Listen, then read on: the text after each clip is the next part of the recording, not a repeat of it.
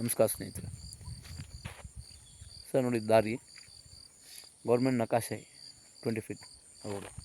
ಏನು ಫೆನ್ಸಿಂಗ್ ಕಾಣಿಸ್ತಾ ಇದೆ ಭೂಮಿ 3.5 ಎಕರೆ ತೆಂಗಿನ ತೋಟ ವಿತ್ ರನ್ನಿಂಗ್ ಒಂದು ಬೋರ್ವೆಲ್ ಇದೆ, ಬಾವಿ ಇದೆ, ಸುತ್ತ ಒಂದು ಹಳ್ಳನೂ ಇದೆ, ಗೌರ್ಮೆಂಟ್ ಹಳ್ಳ, ಜನರಲ್ ಪ್ರಾಪರ್ಟಿ.